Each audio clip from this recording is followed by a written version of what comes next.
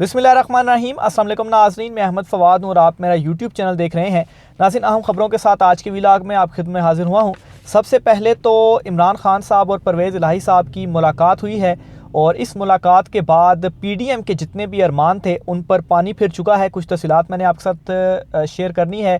दूसरे नंबर पर नाज़रीन, नून लीग के अंदर ही अदम एतमाद के ऊपर जो ग्रुपिंग है वो हो चुकी है और जो एक प्लान उन्होंने बनाया भी था, अव्वल तो ये पॉसिबल नहीं है, लेकिन मुकम्मल तौर पर अब उन्हें इस अदम एतमाद की तहरीक में लाने से पहले ही जो नाकामी है वो मिल चुकी है और इसका इकरार ख़ुद करते हुए उन्होंने सारा मामला जरदारी को दिया है। लेकिन आसिफ जरदारी के हाथ में भी अब कुछ नहीं रहा। कुछ अंदरूनी कहानी इस हवाले से भी आपके सामने रखूँगा, कुछ मीटिंग्स हुई हैं दूसरी साइड पर भी, उसकी डिटेल भी आपके सामने रखूँगा। और आखिर में नाज़रीन, फ़ौज में तब्दीलियों के हवाले से भी कुछ अहम तफ़सीलात हैं। नए तैनात होने वाले army chief general Asim Munir साहब की जानिब से कुछ अहकामात जो हैं जारी किए गए हैं। इस हवाले से क्या कुछ सामने आ रहा है, ISPR में क्या तब्दीली होने जा रही है, इसकी कुछ डिटेल्स हैं वो भी आज के व्लॉग में आपके सामने रखूँगा। सबसे पहले तो नाज़रीन मैं आपको बताता चलूँ कि इमरान खान साहब और परवेज़ इलाही साहब की आज बड़ी अहम जो मुलाकात है वो हुई है और इस मुलाकात के अंदर जो असम्बलियाँ तहलील करने वाला मामला था वो डिस्कस हुआ है। अब नाज़रीन, कल से कुछ ख़बरें जो है वो चल रही थी कि परवेज़ इलाही साहब जो हैं वो इमरान खान साहब के इस इक़दाम से नाखुश हैं, यानी कि वो नहीं चाहते कि इमरान खान साहब असम्बलियाँ तहलील करें और इसी सिलसिले में वो इमरान खान साहब से मुलाकात करके उनको मनाने की कोशिश करेंगे।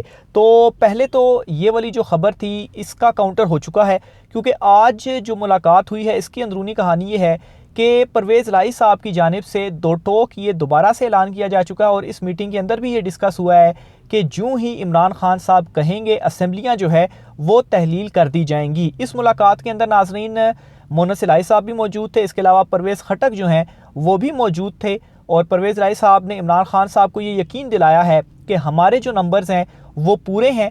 बिलफ़र्ज़ अगर अदम एतमाद की तहरीक आ भी जाती है तो इस सूरत में ये कामयाब नहीं हो पाएगी और इसके अलावा भरपूर जो जवाब है वो भी अपोजिशन को दिया जाएगा। ये नाअहलों का टोला है और ख़ान साहब आपने अकेला ही ये जो 13 जमातें हैं इन 13 जमातों की सियासत को ज़ीरो कर रखा है।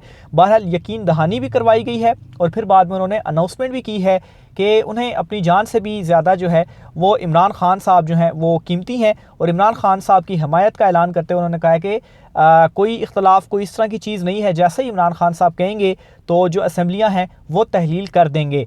तो ये जो चैप्टर है ये क्लोज़ हो चुका है अब, क्योंकि आसिफ जरदारी के हवाले से भी डिटेल सामने आ रही थी कि वो मनाने की कोशिश कर रहे हैं परवेज़ इलाही को कि आप हमारे साथ मिल जाएं, हमारे साथ मिलकर आप वज़ीर आला पंजाब रहें और असम्बलियों को तहलील ना करें। लेकिन अभी तक परवेज़ इलाही जो हैं और ख़ास तौर पे मोनस इलाही का इसमें काफ़ी ज़्यादा रोल है, वो इमरान खान साहब के साथ ही खड़े हुए हैं। तो ये जो चैप्टर है वो अब मुकम्मल तौर पर क्लोज़ हो चुका है और नून लीग और पीपल्स पार्टी भी इस उम्मीद और इस आस में बैठी हुई थी, बल्कि उन्होंने किसी भी हिकमत अमली को अनाउंस करने से पहले वो इस चीज़ का वेट कर रहे थे कि इमरान खान साहब और परवेज़ इलाही की मुलाकात हो जाए और इस मुलाकात के बाद जो आउटकम आती है फिर उसके बाद हम अपना कोई जो डिसीजन है वो लेंगे और इस हवाले से इंतज़ार किया जा रहा था।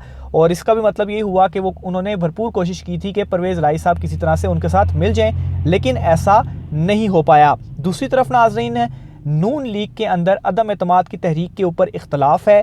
एक मीटिंग हुई है और उस मीटिंग के अंदर नाज़रीन ये कहा गया है कि जो अदम एतमाद की तहरीक है ये लाने से पहले अपने जो नंबर्स हैं वो पूरे कर लिए जाएं, यानी कि ये बात खुद इस चीज़ की दलील है कि इनके नंबर्स पूरे नहीं हैं। ऑन टेबल्स भी नंबर पूरे नहीं हैं क्योंकि 180 हैं, लेकिन इसके अलावा जो इनके अपने 180 हैं उनमें से भी कईयों पर इनको जो एतमाद है वो नहीं है और जो इनके कुछ अहम और सीनियर रहनुमा जिन्होंने इस मामले के ऊपर इख्तलाफ किया है उनका ये भी कहना है कि अगर उनके नंबर्स पूरे ना हुए और उन्होंने अदम एतमाद की तहरीक जो है वो टेबल कर दी तो फिर इससे क्या होगा, मज़ीद जो सियासी नुकसान है वो हो जाएगा।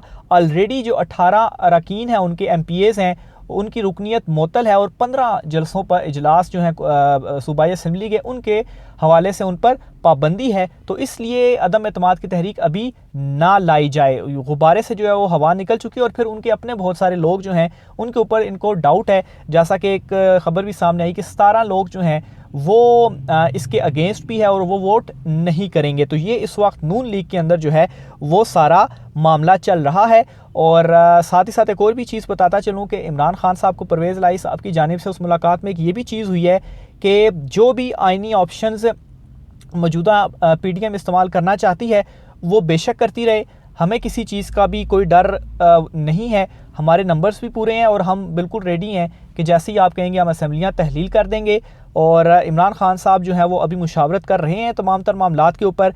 कल इमरान खान साहब ने पार्लिमानी पार्टी जो है पंजाब की इसका भी जो इजलास है वो बुलाया है, यानी कि ज़मान पार्क में ही जो मेंबरान हैं इमरान खान साहब उनसे मुलाकात करेंगे और सारी सूरत हाल के हवाले से उनको भी बताएंगे। तो ये नाज़रीन इस वक्त अदम एतमाद के हवाले से जो चीज़ें हैं वो चल रही हैं। इसके अलावा इलेक्शन कमीशन की जानिब से इलेक्शंस के हवाले से जो इक़दामात हैं वो मुसलसल उठाए जा रहे हैं, अपनी जो तैयारियाँ हैं वो डे बाई डे मुकम्मल की जा रही हैं। एक ख़बर आज आई है कि वाटर मार्क बैलेट पेपर जो हैं उसके लिए जो कागज़ होता है वो इलेक्शन कमीशन ऑफ पाकिस्तान की जानिब से हासिल कर लिया गया है और इस मरतबा election commission 24 crore ballot papers जो है वो छापेगी। तकरीबन 12 लाख और 12 करोड़ और 71 लाख के करीब वोटर्स हैं।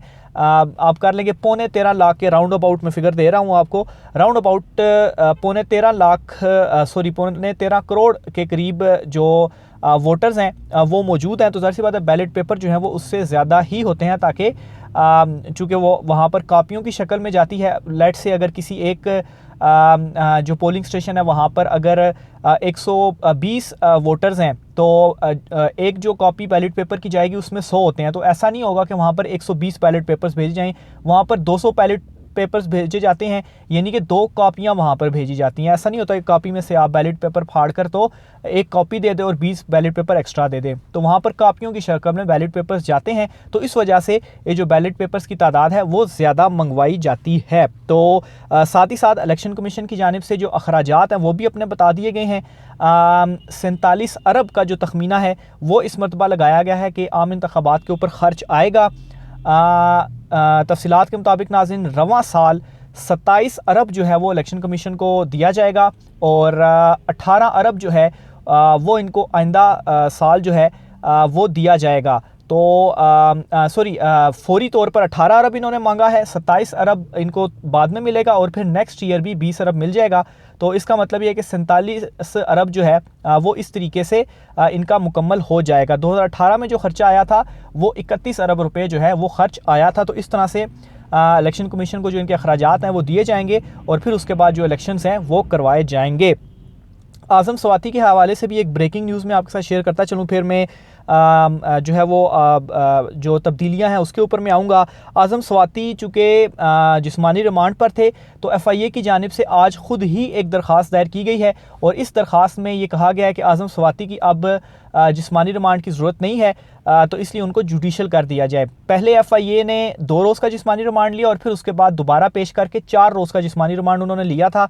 अभी 2 रोज़ ही हुए थे उनको, लेकिन अब FIA ख़ुद ही आकर कहती है कि आज़म स्वाति का अब जिस्मानी रिमांड नहीं चाहिए, तो इसलिए अभी वो जिस्मानी पर हैं तो उन्हें आप जुडिशल कर दें। यानी कि आज़म स्वाति के हवाले से भी एक खबर आने वाली है कि जब उन्हें जुडिशल किया जाएगा वो बेल के लिए अप्लाई करेंगे और फिर उसके बाद होपफुली वो बेल पर रिहा हो जाएंगे। आखिर में नाज़रीन फ़ौज में तब्दीलियों के हवाले से भी कुछ तफसीलात हैं वो मैं आपके सामने रखना चाहता हूँ। तो ये अनीक नाजी साहब हैं, इनकी जानिब से एक ट्वीट जो है वो किया जाता है और इस ट्वीट में वो लिखते हैं कि खबर है कि आर्मी चीफ ने ISPR को हिदायत जारी कर दी हैं कि वो अपनी सरगर्मियाँ महदूद रखे। जनरल साहब के बजाय ब्रिगेडियर लेवल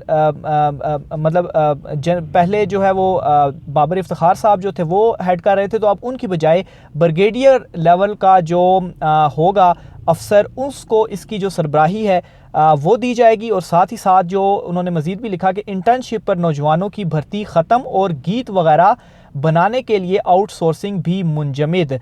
और आखिर में वो लिखते हैं कि यानी 5th जनरेशन वार नामी प्रोजेक्ट फारिग कर दिया गया। तो ये नाजरीन उन्होंने ट्वीट किया और इसमें दावा किया है कि ISPR में जो है वो हिदायत दे दी गई हैं और इसमें तब्दीली होगी। और ज़ाहिर सी बात है इस वक्त जो हेड हैं वो जनरल बाबर इफ्तिखार साहब हैं, लेकिन उनकी बजाय अब ब्रिगेडियर लेवल के ऊपर किसी अफसर को जो है वो इसकी सरबराही दी जाएगी। इसके अलावा नाज़रीन फ़ौज में मज़ीद भी तब्दीलियाँ होनी हैं, क्योंकि इस्तीफ़ों के हवाले से भी कुछ अच्छा, इसमें मैं ये भी आपको बताता चलूँ कि जनरल फैज़ हमीद और जनरल अज़हर अब्बास के हवाले से 2 मरतबा ये तफ़सीलात आई। पहला आया कि इन दोनों ने इस्तीफ़े दे दिए हैं, फिर ये आया कि फैज़ हमीद साहब का जो इस्तीफ़ा है वो मंजूर हो चुका है, लेकिन अभी तक कोई भी कन्फर्म खबर इस हवाले से सामने नहीं आई। तो तब्दीलियाँ इस तरह से होंगी कि अगर लेट से ये मुस्ताफ़ी हो जाते हैं तो फिर इनकी जगह पर भी कोई नए जनरल्स आएंगे, लेकिन अभी तक ऐसी कोई खबर नहीं आई। उस वक्त तो दावे किए गए, लेकिन अभी तक कुछ कन्फर्म नहीं हुआ। फिर इसके अलावा चूँकि जनरल आसिम मुनीर और जनरल साहिर शमशाद मिर्ज़ा जो हैं वो ख़ुद ऊपर प्रमोट हुए हैं, तो उनकी जगह पर भी नई जो